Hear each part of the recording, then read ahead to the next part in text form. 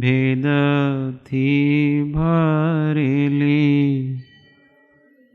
अनंत अनंत नाय निक्षेपे व्याख्यानी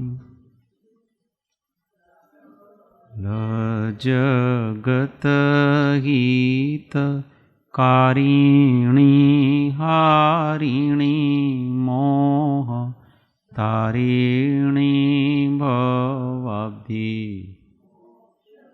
चारिणी प्रमाणी छे उपमा आप्यानी जेने तमारा खवीते आपवाथी निज मति मापाई में मानी छे अहो राज चंद्र बाळ ख्याल नथी पाम जिनेश्वर तणी वाणी जाणी तेणे जाणी छे गुरुराज तणी जाणी तेणे जाणी छे मोक्षमार्गस्य नेतारं भेतारं कर्मभूभृतां ज्ञातारं विश्वतत्त्वानां वन्दे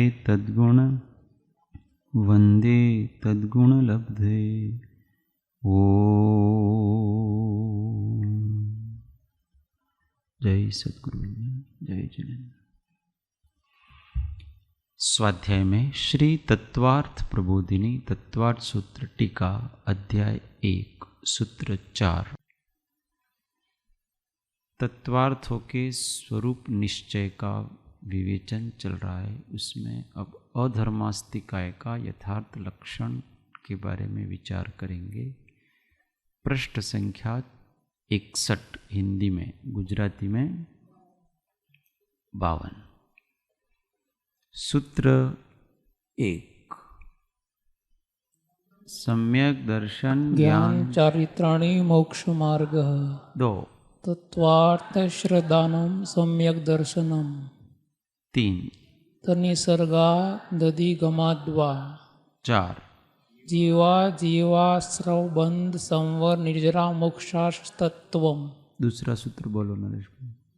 तनिसर्गा हाँ तनिसर्गा तो तीसरा है, दूसरा तत्वार्थ श्रद्धानम सम्यक दर्शनम नहीं, श्रद्धानम। श्रद्धानम हाँ, उसमें आधा द है और ध है।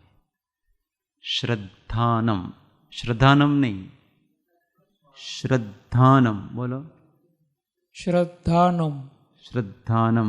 श्रद्धानम चंदन तुम बोलो।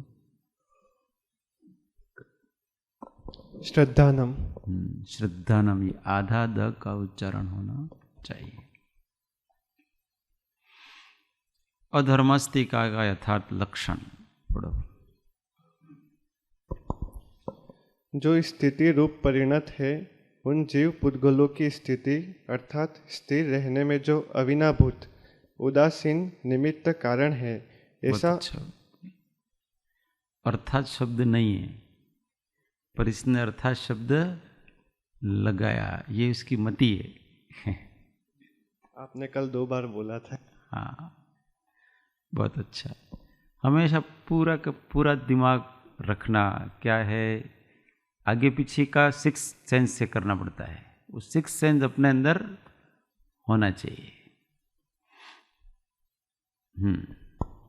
ऐसा अखंड लोकव्यापी असंख्यात प्रदेशी अरूपी अधर्मास्तिकाय नामक पदार्थ श्री जिनेन्द्र देव द्वारा कहा गया है। तो ये अधर्मास्तिकाय ठीक विपरीत, किसके विपरीत? धर्मास्तिकाय, जो स्थिति रूप परिणत हैं, उन जीव पुद्गलों की स्थिति में जो अविनाभूत उदासीन निमित्त कारण हैं।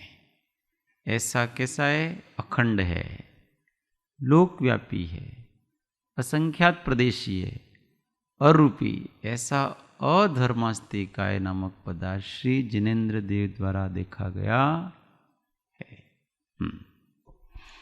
यहाँ अविनाभूत का अर्थ उसके बिना पदार्थ की स्थिति असंभव है, ऐसा जानना चाहिए, तथा उदासीन का अर्थ वह पदार्थ की स्थिति में अप्रेरक है, ऐसा जानना चाहिए, तथा निमित्त का अर्थ जिसकी उपस्थिति से स्थिति रूप कार्य हुआ वह अधर्मास्तिकाय पदार्थ जानना चाहिए। ये तीन बातें थी ना, अविनाभूत, उदासीन, निमित्त, तो इन तीनों का अर्थ बताया है कि अविनाभूत का क्या अर्थ है। तो अविनाभूत का मतलब होता है उसके बिना पदार्थ की स्थिति असंभव है, उसके बिना नहीं हो सकता, इसका नाम अविनाभूत। और उदासीन का क्या अर्थ बताया है, वह पदार्थ की स्थिति में अप्रेरक है, कोई प्रेरणा नहीं करता है कि तुम ठहरो। पेड़ प्रेरणा नहीं करता है। उदाहरण दिया वो द्रव्य संग्रह में कि जैसे गर्मी में कोई राहगीर जा रहा है और उसको गर्मी लगी बहुत, किसी को इंतजार करना है, तो वो कहीं पेड़ होगा वो ढूंढता है, अगर पेड़ की छाया है तो वहां जाकर के खड़ा रहेगा। तो पेड़ की छाया ने उसको कोई प्रेरणा नहीं दी, बस वो छाया अपनी जगह, लोग अपनी जगह आकर के उसको स्थिर हो जाते हैं। ऐसे ये भगवान हैं, तो जिन प्रतिमा है तो ये प्रेरणा नहीं करती है कि आत्मस्थिति में रहो, कहती थोड़ी है आत्मा में स्थिर रहो, ऐसा नहीं कहते, परंतु इसको देख करके अपने आप जीव आत्मा में स्थित हो जाते हैं। ये अप्रेरक कहलाता। और निमित्त का अर्थ है जिसकी उपस्थिति में स्थिति का रूप कार्य हुआ वह अधर्मास्तिकाय पदार्थ। तात्पर्य यह है कि जैसे भीषण तपती दोपहरी में खड़े हुए किसी पथिक को वृक्ष की छाया उस वृक्ष के नीचे स्थिर होने से सहायक है, वैसे ही गति परिणत, इसमें होने से की जगह होने में आना चाहिए। प्रिंटिंग मिस्टेक है, आपकी प्रिंटिंग मिस्टेक है।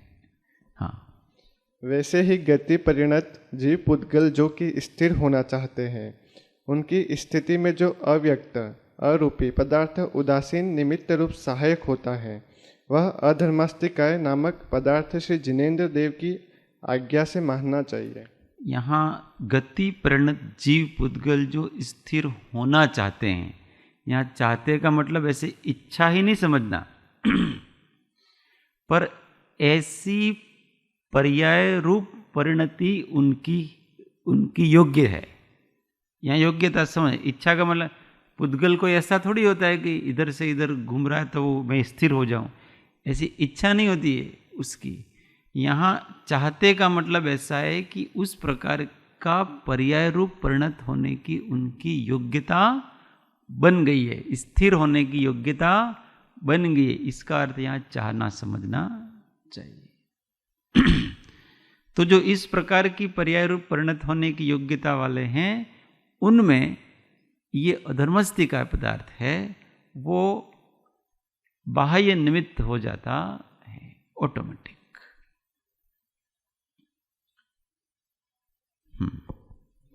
साधारण स्थिति हेतुत्व अधर्मास्तिकाय का निर्दोष स्वलक्षण जानना चाहिए, क्योंकि यह लक्षण अधर्मास्तिकाय के अतिरिक्त अन्य किसी में नहीं होता है, अतः अतिव्याप्ति दोष से रहित है। अतिव्याप्ति दोष नहीं है। क्यों? क्योंकि ये साधारण स्थिति, खड़े रहने में बहुत से, आपको स्थिर करने में अन्य कारण भी हो सकते हैं। गाड़ी आप बहुत तेज गति से चल रहे हो, ठीक है, दीवार आ गई, अब स्थिर हो जाएगी। अभी बदमाशी कर रहे हैं बहुत, गुरुजी आ गए और बच्चे स्थिर हो गए, अथवा कहीं आप फंस गए, आप स्थिर हो। कितने साधन है स्थिर होने के, तो यहाँ एक साधारण साधन है, पहले जैसे अधर्मास्तिकाय की सिद्धि की, धर्मास्तिकाय की, ऐसे जान लेना। अधर्मास्तिकाय के संपूर्ण अखंड असंख्यात प्रदेशों में यह शक्ति अर्थात लक्षण व्याप्त है, अतः अव्याप्ति दोष से रहित है तथा आगम न्याय अनुमान आदि से सिद्ध है, अतः असंभव दोष से भी रहित है। ये तीनों दोषों से रहित है, क्योंकि साधारण स्थिति हेतुत्व है वो अन्यों में नहीं पाया जाता है। दूसरे वस्तुएं भी किसी को स्थिर होने में सहायता करती हैं, परंतु जिस प्रकार से ये सहायता करता है ऐसा वो सबको सहायता नहीं कर सकती। ये तो जितने पदार्थ लोक में हैं उनकी स्थिति में ये निमित्त बनता है, परंतु सभी पदार्थ बाकी सबकी स्थिति में निमित्त बनते। ये दीवार है तो अब टकरा गए और वहाँ स्थिर हो गए, तो वो उस मनुष्य की स्थिति में सहायक है, बाकी जितने हैं उसमें उसकी स्थिति में सहायक नहीं है। तो इनकी अपनी अपनी शक्ति होती है और इसका लक्षण ही स्थिति में, इसलिए इसमें अतिव्याप्ति दोष आता नहीं है और अव्याप्ति दोष भी आता नहीं है, क्योंकि ये अधर्मास्तिकाय है, उसमें किसी जगह तो स्थिति हेतुत्व लक्षण है और किसी जगह नहीं है, ऐसा नहीं है। जो सिद्ध लोक में सिद्ध स्थिर है ना, उनकी भी स्थिति में ये अधर्मास्तिकाय सहायक है और हमारी भी स्थिति में ये अधर्मास्तिकाय सहायक है।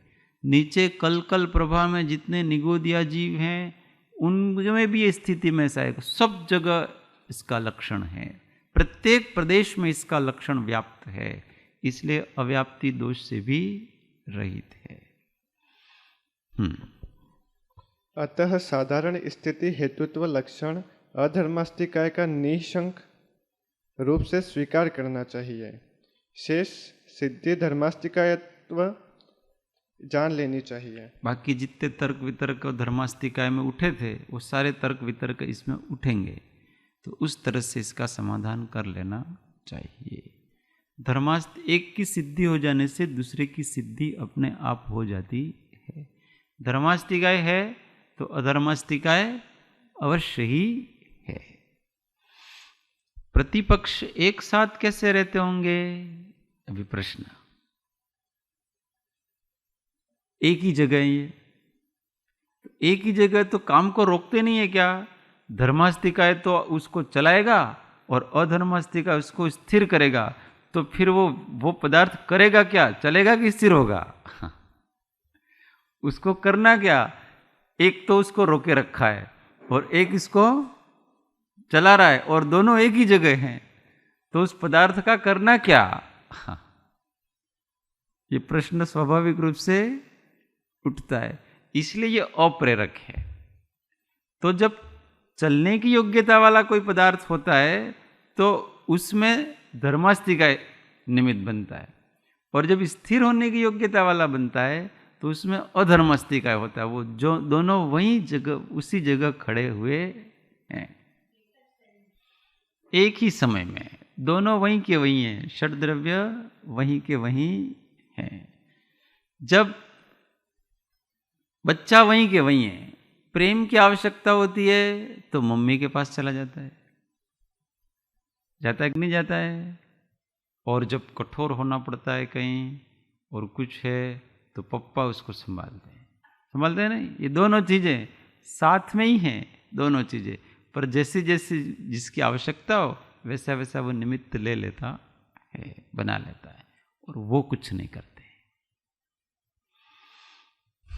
इस संबंध में कोई और प्रश्न? आगे बढ़ते हैं। अब चौथा तत्व कौन सा है? आकाश। आकाश का यथार्थ लक्षण। कल ऐसी बात चल रही थी, लास्ट में ऐसी बात हुई थी कि जो अनादि से गति रूप हैं और अनादि से स्थिति रूप हैं, उनकी गति और स्थिति में ये धर्मास्तिकाय अधर्मास्तिकाय कोई निमित्त नहीं। जिसका स्वभाव ही चलने का है उनकी गति में ये धर्मास्तिकाय हेल्प नहीं कर रहा है। ये तो स्थिर थे और स्थिर होकर के वापस चलेंगे, उसकी गति में हेतु बनेगा। और जो गतिशील हैं और स्थिर होने का परिणति हो, उनमें अधर्मास्ति का निमित्त बनेगा। परंतु जो पहले से ही गतिशील है अनादिकाल से, उसमें निमित्त की आवश्यकता नहीं होती है। ये किसी भी, जैसे अनादिकाल से ज्योतिष विमान है वो चल ही रहे, एक समय के लिए भी, एक क्षण के लिए भी वो रुके नहीं। और कब से चल रहे हैं वो? ये जो 2.5 द्वीप में जितने भी ज्योतिष विमान हैं वो अनादिकाल से चल रहे हैं, उसमें धर्मास्तिकाय की कोई जरूरत नहीं। अभी रुकेगा, रुक के फिर चलेगा तो इसकी जरूरत पड़ेगी। अनादिकाल से कुछ रचनाएं स्थिर हैं। मेरू, ये जो अपने नंदीश्वर द्वीप के जितने भी अभी आज पूजा की ना, वो सब अनादिकाल से स्थिर ही हैं, उसमें इस अधर्मास्तिकाय की कोई जरूरत नहीं। बात समझ में आ रही? अनादिकालीन कोई भी पदार्थ होता है, उस अनादिकाल में जो होता है उसमें बाह्य निमित्त की जरूरत होती नहीं है। उसी प्रकार से जीव के बारे में समझना, जीव पहले कि कर्म पहले? तो जीव भी अनादि से है और वो अनादि से ही मिथ्या दर्शन, मिथ्या ज्ञान, मिथ्या चारित्र युक्त है। तो अनादि से जो मिथ्या दर्शन, मिथ्या ज्ञान, मिथ्या चारित्र रूप है, उसमें कर्म निमित्त है कि नहीं? हाँ, चलो उनकी ओर ध्यान नहीं देना। अनादि से जो मिथ्या दर्शन, मिथ्या ज्ञान, चारित्र युक्त जीव हैं, उसमें कर्म निमित्त है कि नहीं? हाँ,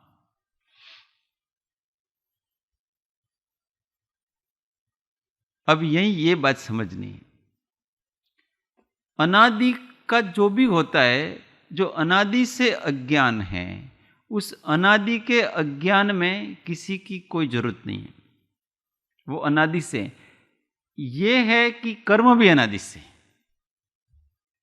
अब नवीन इसको मिथ्यात्व भाव करना है, तो जैसे वो नवीन मिथ्यात्व भाव ग्रहण करेगा तो अब उसमें कर्म की जरूरत होगी। अनादि से कर ही रहा है पहले से ही, उसका निमित्त नैमित्तिक संबंध ही इस प्रकार का है।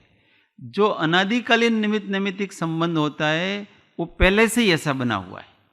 पर अब आपको नवीन मिथ्यात्व को ग्रहण करना है तो क्या होना पड़ेगा? आपको कर्म के उदय की जरूरत पड़ेगी। वहां पहले से ही चल रहा है, जो पहले से ही है उसमें किसी प्रकार के निमित्त की आवश्यकता नहीं है।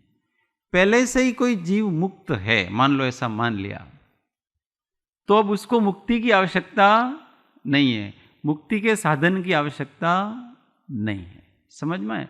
निमित्त की आवश्यकता किसको रहती है ये समझना।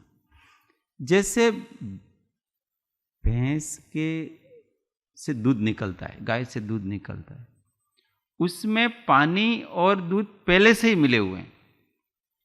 अभी जो पहले से ही मिले हुए हैं तो उसमें मिलाने की जरूरत नहीं है किसी प्रकार। अब आपको उनको अलग करो और अलग करके फिर से आपको उसको मिलाना है तो फिर आपको बाह्य बल की आवश्यकता होगी, कोई न कोई बाह्य निमित्त की आवश्यकता होगी। जो पहले से ही है ऐसा, उसमें किसी प्रकार के निमित्त की आवश्यकता होती नहीं है, ऐसा समझना। नहीं तो जीव कभी कर्म बांधा होगा, क्या समझेगा कि भाई ये जीव अनादिकाल से अज्ञानी है, तो इसमें कभी तो पहली बार उसने ज्ञानावरण आदि कर्मों को, अथवा कभी तो पहली बार अज्ञान किया होगा। जब पहली बार उसने अज्ञान के भाव किए होंगे तो उस समय कर्म बंधे होंगे, फिर उन कर्म का उदय आया होगा, इससे फिर नए कर्म बंधे होंगे। तो भाई ऐसा नहीं है जो पहले से ही मिथ्यात्व भाव में चल रहा है, समझे? तो पहली बार किसी ने अज्ञान भाव किया नहीं है, पहले से अज्ञान भाव। तो कभी तो इसने कर्म बांधा होगा, तभी जाकर के तो ये अज्ञान आया कहां से। निमित्त के बिना स्वाभाविक रूप से ये अज्ञान आया कहां से, कभी न कभी तो इसने अज्ञान ग्रहण किया होगा, तो पहले से ही। उदय कहां से हुआ कर्म का, पहले से ही। अज्ञान भाव करने से उदय हुआ उसका, अज्ञान भाव करने से उदय नहीं हुआ। अज्ञान भी पहले से ही, उदय भी पहले से है, दोनों चीजें पहले से हैं, इसलिए उसमें कोई आवश्यकता नहीं है नए किसी की। थोड़ा सा ट्रिकी है, धीमे धीमे मति की शुद्धि होगी तब ये चीज समझ में आएगी। हाँ वही सोने का दृष्टांत पहले से ही है, उसमें किसने मिलाया, कोई बाह्य बल की जरूरत नहीं है। जो पहले से ही ऐसा है, अब कोई पहले से ही चल रहा है तो उसमें ये तो निमित्त है ना बाह्य, तो इस निमित्त की जरूरत नहीं है धर्मास्तिकाय की। कोई रुका हुआ और फिर चलना चाहे तो उसमें बाह्य बल की आवश्यकता, पहले से उसमें किसी बाह्य तत्व की कोई जरूरत नहीं है, ऐसा यहां कहने का अर्थ है। कोई व्यक्ति पहले से ही खुश है, अब उसको खुशी के लिए किसी बाहर की आवश्यकता नहीं है। ऐसे जो पहले से ही परिणत है उसमें निमित्त की कोई जरूरत होती है। नवीन परिणति करनी है उसमें उसको निमित्त की आवश्यकता होती है।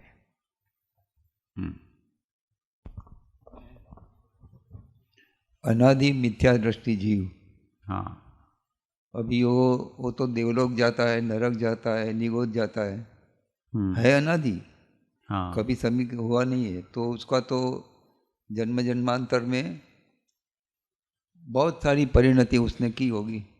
तो क्षण क्षण पर्याय जो उसकी है वो तो उसके हिसाब से कर्म का उदय, और उदय के दरमियान अपनी परिणति की तो नई नई परिणति होगी। वो परिणति तो नई हो रही तो है, उसी तरह अनादि से चलता आ रहा है। उसी तरह तो फिर उसको अपन क्यों ऐसा न कहे कि कर्म और ये जो है ना निमित्त नैमित्तिक संबंध अनादि से चला आ रहा है। हाँ उसमें अब बाह्य निमित्त, बाह्य बल की आवश्यकता कब पड़ेगी उसको, कि बाह्य बल की आवश्यकता उसको जब नवीन अवस्था रूप परिणत होना है तब किसी बाह्य बल की आवश्यकता पड़ेगी। पर उसका द्रव्य जो पहले से ही मिथ्यात्व युक्त है उसके लिए किसी की जरूरत पड़ेगी नहीं, वो पहले से ही मिथ्यात्व युक्त है। उसमें मिथ्यात्व किसने डाला, अगर आप कर्मों के ऊपर आरोप दोगे उसको कि मिथ्यात्व कर्म ने उसके अंदर मिथ्यात्व डाला, तो ये ठीक नहीं है। मिथ्यात्व कर्म ने उसमें मिथ्या, वो पहले से ही उसका मिथ्यात्व युक्त द्रव्य है। समझ में आ रहा है ना? इसलिए उसमें आप कर्म को निमित्त नहीं मान सकते हैं। कर्म हैं वो एक अलग बात है, परंतु उसमें वो निमित्त रूप है ऐसा, क्योंकि उसकी उस प्रकार की उपादान। अब नवीन ग्रहण करना है तो अब आपको कर्म का उदय चाहिए। अगर आपको नवीन मिथ्यात्व भाव को ग्रहण करना है अथवा मिथ्यात्व भाव करना है तो अब उसको आपको कर्म का उदय नवीन चाहिए। द्रव्य पहले से जैसा है उसमें जो अकारण होता है उसमें किसी कारण की आवश्यकता नहीं होती। अब कारण सहित है तो फिर उसमें कारण की आवश्यकता नहीं। वो नवीन नवीन तो होती ही रहती है अनादि से, नवीन ही पर्याय नवीन हो रही है। हाँ, पर उसका द्रव्य जो अनादि से मिथ्यात्व सहित है हाँ, उसमें कोई कारण नहीं।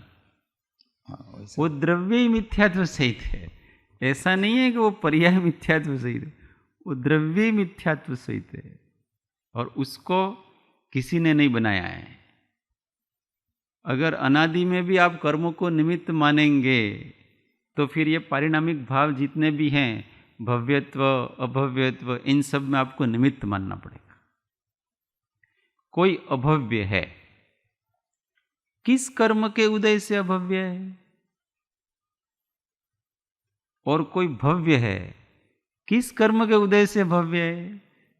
ऐसा उसने क्या किया, इसमें कोई कर्म निमित्त नहीं होती।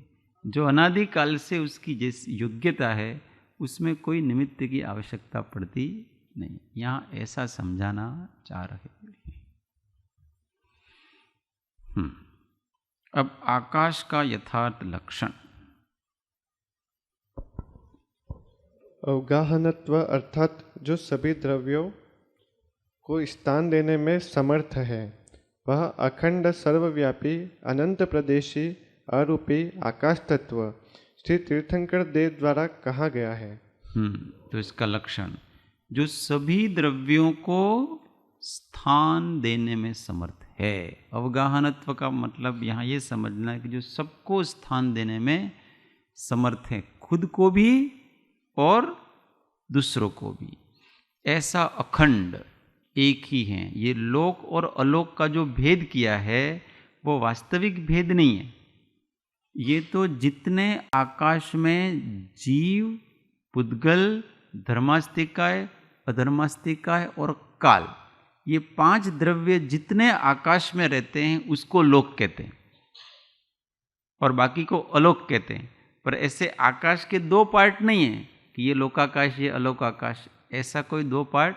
ये पूरा साधना के अपना कोबा आश्रम है, उसमें स्वाध्याय जितने कक्ष में होता है वो क्या है? स्वाध्याय कक्ष। फिर वो दूसरा, ऐसे पार्ट हमने किए हैं। ये तो स्थान है एक प्रकार, वो अखंड है, सर्वव्यापी है, सब जगह व्याप्त है। सब जगह मतलब कहाँ? अलोक, लोक, जहां जो व्यस्त मुख्य यही है। इस जगत में सबसे बड़ा द्रव्य कौन सा है? आकाश। अलोक में तो केवल आकाश है, तो सर्वव्यापी है, जितना अस्तित्व है वहां सब जगह। अनंत प्रदेशी है। इसके कितने प्रदेश हैं? अनंत प्रदेश। अनंत प्रदेशी कोई और द्रव्य भी है?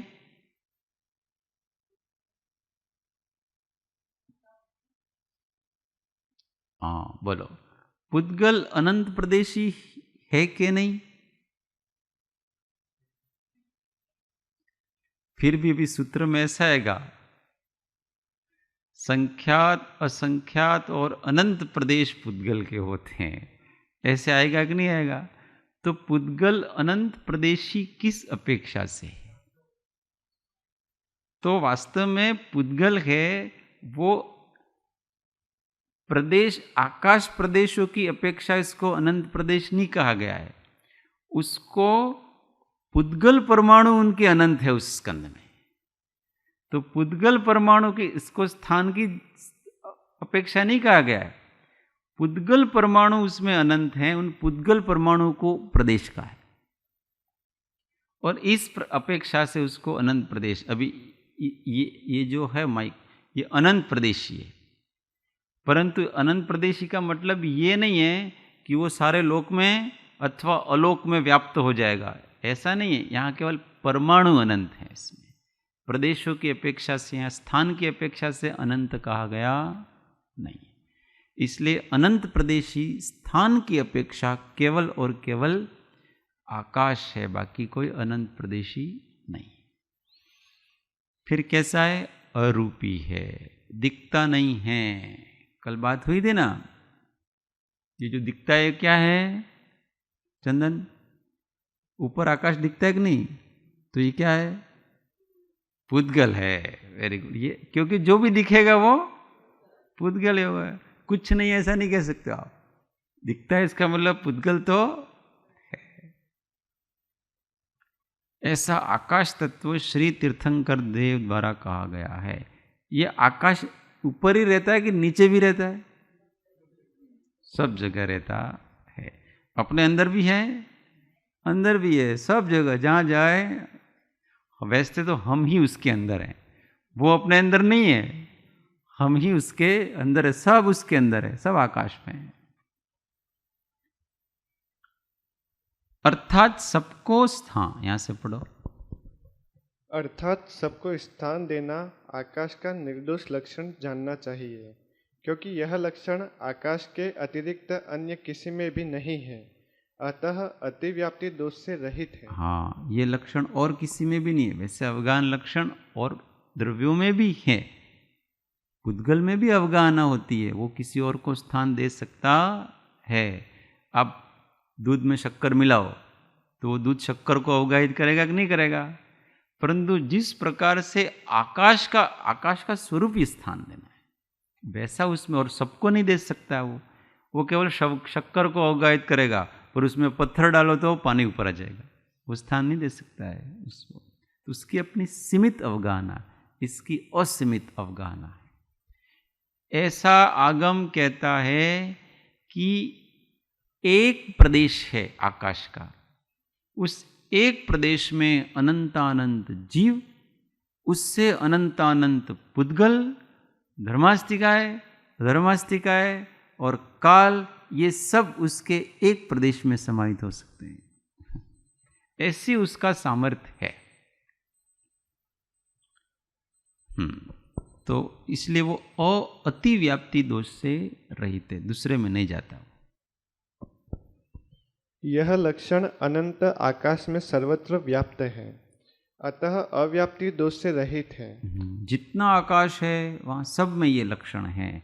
अभी जहाँ लोकनीय अलोक है वहाँ भी जीवादि को स्थान देने का सामर्थ्य उस आकाश में है कि नहीं? तो उस आकाश में भी अगर आप चले जाओ तो वो तो स्थान देगा, नो प्रॉब्लम, उसको कोई दिक्कत नहीं। तथा अनुमान और आगम से सिद्ध भी है, अतः असंभव दोष से भी रहित है। सिद्ध भी है। अब जिज्ञासा करते हैं, पढ़ो। आकाश के अतिरिक्त पुद्गलादि में भी अवगाहन शक्ति पाई जाती है, जैसे पानी में शक्कर, राख में सुई इत्यादि अवगाहित हो जाते हैं। अतः अवगाहनत्व आकाश का निर्दोष स्वलक्षण नहीं मानना चाहिए। हाँ, अभी जो किया वो कि बाकी में भी अवगाहना तो पाई जाती है। जैसे पानी में शक्कर, राख में सुई, ठोसा राख भर दो बाल्टी में, कोई फिर भी उसमें सुई डालो तो वो अवगाहित हो जाएगी कि नहीं? उसकी अवगाहना शक्ति उसमें डाल दो तो वो अवगाहित हो जाएगी। तो वे आप आकाश को ही क्यों मानते हो, बाकी को भी मानना चाहिए। तो यहाँ समाधान करते हैं। यह कोई दोष नहीं है, क्योंकि यहाँ अवगाहनत्व से आश्रय जो सर्व पदार्थ, आश्रय बोलो, आश्रय, हाँ, आश्रय जो सर्व पदार्थों को स्थान दे सके उससे है। हाँ, मतलब यहाँ क्या सबको स्थान दे सके, ये है उसका आशय है। ऐसा लक्षण किसी में, हाँ, ऐसा लक्षण तो केवल आकाश में ही संभव है, क्योंकि जीवादि सर्व पदार्थ आकाश में ही अवस्थित है। कोई एक जीव या पुद्गल, स्कंद या धर्म, अधर्म द्रव्य शेष सबको स्थान देने में असमर्थ है। कोई एक जीव भी सबको स्थान नहीं दे सकता। पुद्गल, स्कंद भी, धर्मास्तिका अधर्मास्तिका भी सबको स्थान दे सकता नहीं है। दूसरा, आकाश तत्व का मूल स्वभाव अवगाहनत्व है, परंतु शेष जीवादि का मूल लक्षण अवगाहनत्व नहीं। इसका तो स्वरूप ही अवगाहन है, बाकी का स्वरूप नहीं है। बाकी का जीव का स्वरूप क्या है? चैतन्य। काल का स्वरूप क्या है? वर्तना। अवगाहना आकाश का तो वो तो स्वरूप ही है इसका। अतः आकाश का स्वलक्षण अवगाहनत्व स्वीकार करने में कोई दोष नहीं है। बहुत अच्छा, आगे पढ़ो। अब फिर से जिज्ञासा कर रहे हैं।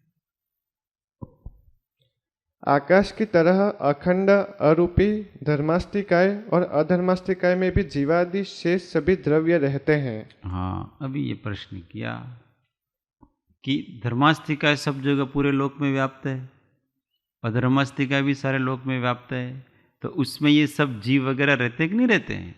तो उसमें अवगाहना शक्ति हुई कि नहीं हुई? सब पदार्थ को अवगाहित करने की शक्ति हुई कि नहीं हुई? अतः आकाश की तरह सर्व को स्थान देने का लक्षण धर्म और अधर्म द्रव्य का भी मानना पड़ेगा, जिससे अतिव्याप्ति दोष पुनः उपस्थित हो जाता है। हाँ, फिर से नया दोष आया कि नहीं आया कि सब उसमें अवगाहित होते हैं लोका का, क्योंकि लोक प्रमाण है धर्मास्तिक है, और वो अमूर्त हैं।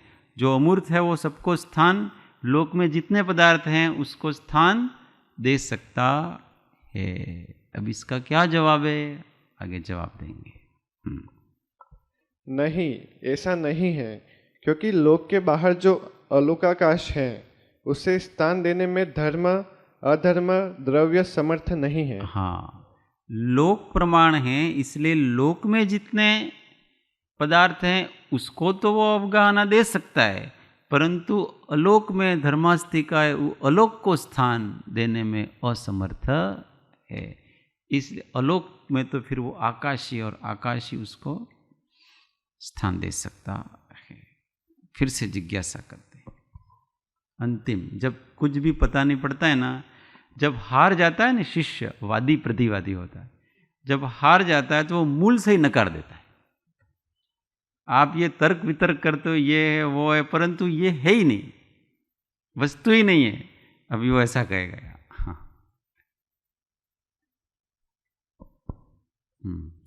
जिज्ञासा। आकाश नाम का कोई स्वतंत्र वस्तुभूत द्रव्य नहीं है। अभाव स्वरूप जो रिक्त स्थान या अवकाश है वही अवस्तुभूत अभावात्मक आकाश तत्व है। ऐसा मानने में क्या दोष है? हाँ, आपके तो आकाश आकाश आकार, परंतु वो है ही नहीं। क्योंकि जनरली लोग ऐसा ही कहते हैं ना कि भाई खाली जगह, ये क्या है? खाली जगह। खाली जगह का मतलब क्या होता है? कुछ नहीं। खाली जगह का क्या मतलब होता है? कुछ नहीं। तो कुछ नहीं तो एक अभाव का नाम हुआ, और आप आकाश तत्व कह रहे हो। तत्व का अर्थ ही क्या होता है? भाव। जो है उसको तत्व कहते हैं। अब यहां तो कुछ है ही नहीं, उसको आप तत्व कैसे कह सकते हो? अभाव को तत्व नहीं कहा जा सकता है, ये अवस्तुभूत है, ऐसा कह रहे हैं। हमको तो दिखाई नहीं देता है और सब जगह रिक्त स्थान है।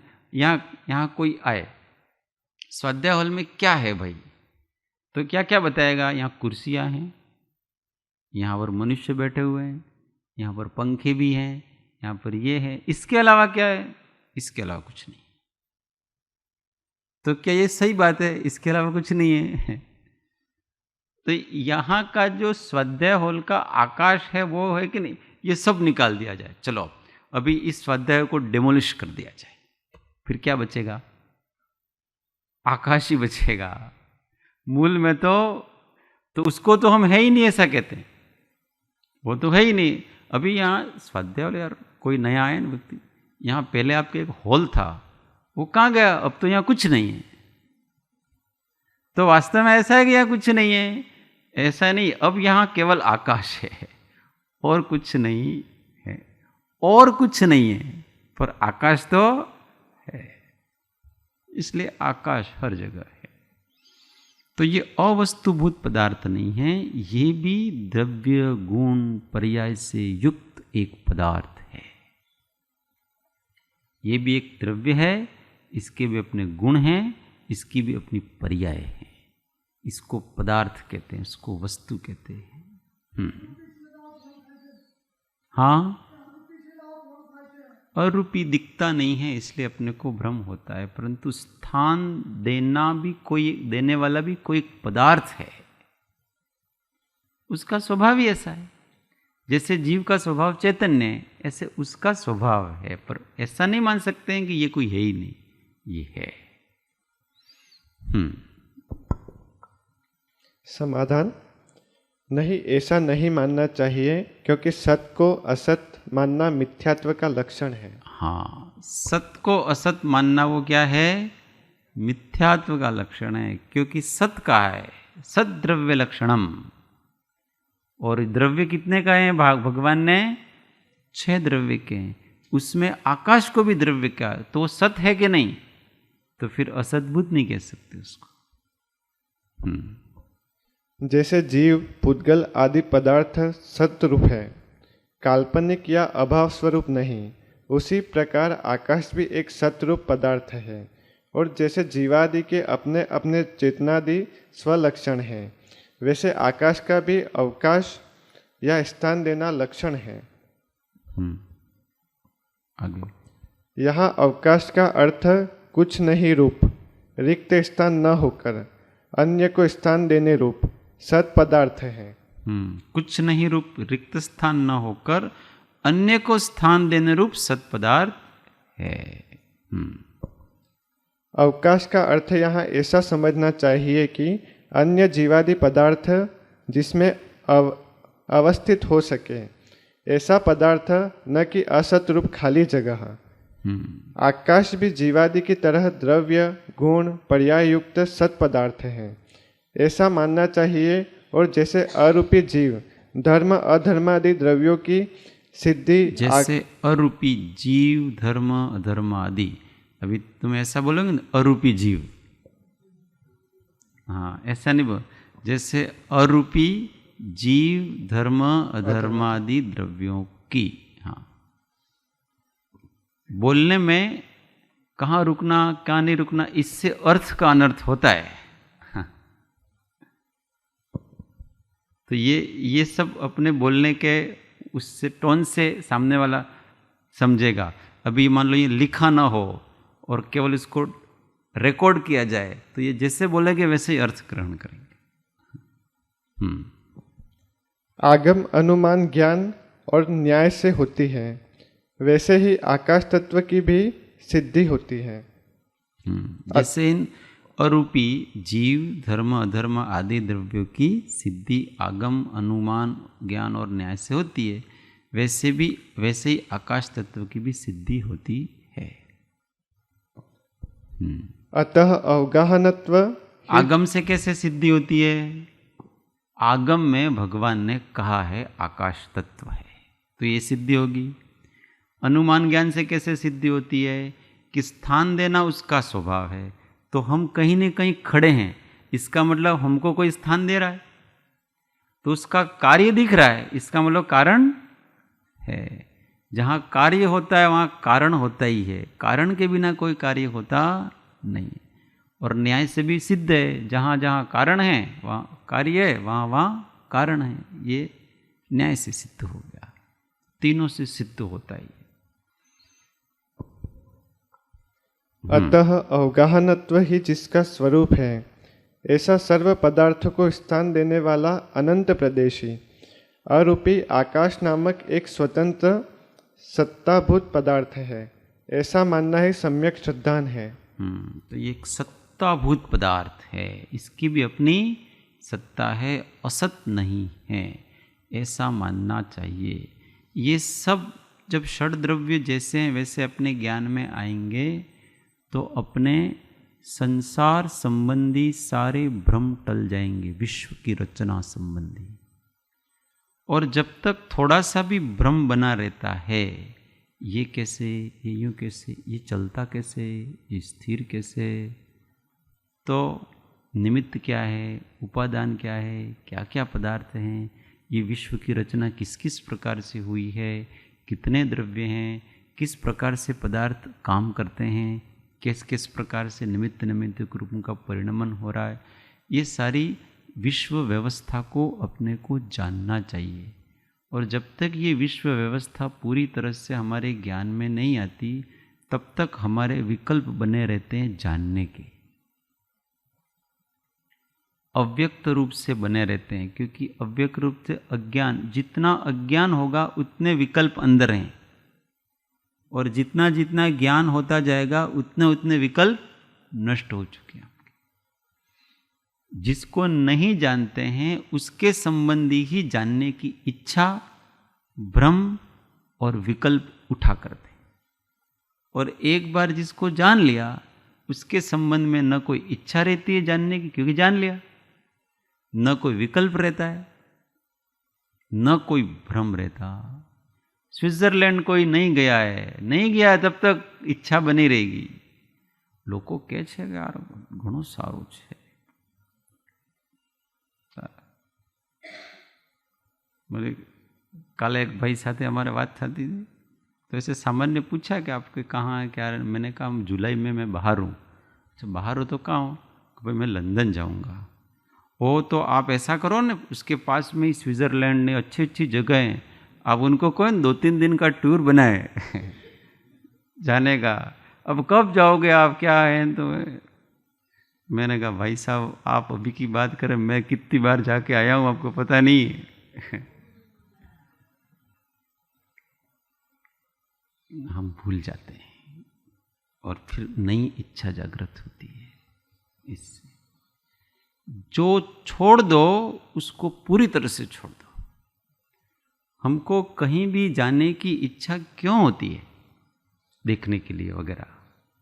भाई हम सत्संग करने के लिए जा रहे हैं, हम सत्संग करेंगे, हम कोई देखने के लिए नहीं जा रहे हैं।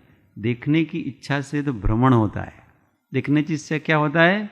भ्रमण होता है। और सत्संग की इच्छा से यात्रा होती है। हम तो यात्रा करने के लिए जा रहे हैं, न कि क्योंकि पहले से देख रखा है उसको क्या देखना।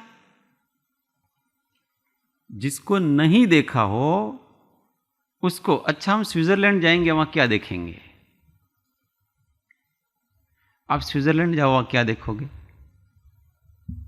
स्विट्जरलैंड देखोगे? स्विट्जरलैंड नाम की तो कोई वस्तु ही नहीं है। ये तो ईंटों और पत्थरों और सड़कों आदि पुद्गलों का नाम दे रखा है कि वहाँ ऐसे ऐसे पुद्गल है, वहाँ ऐसे ऐसे बिल्डिंग्स हैं, वहाँ ऐसे ऐसे बगीचे हैं, वहाँ ऐसे ऐसे उन पुद्गलों की एक विशेष प्रकार की रचना है, उसको किसी ने स्विट्जरलैंड कहा है। बताओ स्विट्जरलैंड कहाँ है? आप मुझे भारत बताओ, भारत कहाँ है? भारत कहीं है? भारत तो इन पहाड़ों की, इन पठारों की, इन नदियों की, ये जितने भी पुद्गल है ना, इन सब पुद्गलों को और भूमि का एक टुकड़ा है। उस भूमि के टुकड़े को हमने क्या नाम दे रखा है? ये भारत है। अब इसमें पुद्गल के अतिरिक्त और क्या बताओ? और इस संसार में जितने भी पुद्गल हैं उन सबका समागम हमारे से हुआ है कि नहीं हुआ है? इस विश्व में कोई पुद्गल ऐसा नहीं है कि जो हमने पहले नहीं देख रखा, उसको हमने कर्म के रूप में और नौ कर्म के रूप में पुद्गलों को नहीं ग्रहण कर रखा हो, नहीं देखा हो, ऐसा कोई पुद्गल नहीं है। तो सबने स्विट्जरलैंड देख, मैंने झूठ बोला उनको कि भाई मैंने स्विट्जरलैंड देखा, ऐसा मैंने कहा तो मैंने कोई असत्य वचन बोला? वो हंस रहे थे, यार ये तो ठीक है, आप तो हंसने की बात नहीं है, मैं सही कह रहा हूं। यही परफेक्ट बात है कि मैंने उसको अनंत बार देखा है। आपको केवल वर्तमान जीवन दिखता है, इसलिए आपको ये बात सत्य नहीं दिखती। परंतु जब हमको अनादिकाल इस जीव के प्रवाह को देखा जाएगा तो हमको ये सब बातें सत्य लगेगी। इस संसार में कोई आश्चर्य नहीं लगेगा, कोई देखने जैसा नहीं लगेगा, कोई सुनने जैसा नहीं लगेगा, कोई भोगने जैसा नहीं लगेगा, कुछ भी नहीं लगेगा इसको। और तब जाकर के वृत्ति अंदर में आएगी कि सब कुछ उच्छिष्टेष्वद्य मम विज्ञस्य क्या स्पृहा, ये उच्छिष्ट के समान है और मैं विज्ञ, उसको मुझे इसमें क्या स्पृहा हो सकती है? ये सब इसे ज्ञान हाजिर करे तो ये सब जानने से होता है कि ये विश्व की व्यवस्था है और ये मैं हूं, ये विश्व है, जो जैसा है वैसा है, और मुझे मैं जैसा हूं वैसा बन करके रहना, एकदम निर्लेप होकर के रहना, ये है बोध। इससे बोध प्राप्त होता है।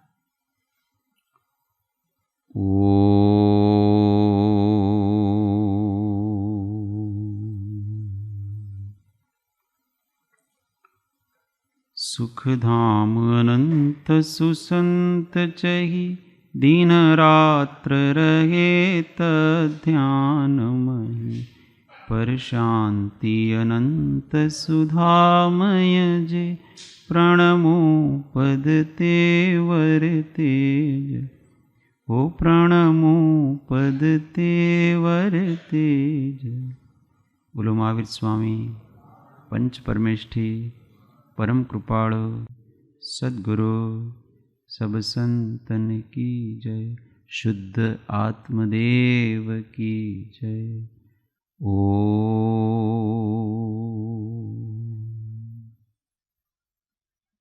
जय सद्गुरु।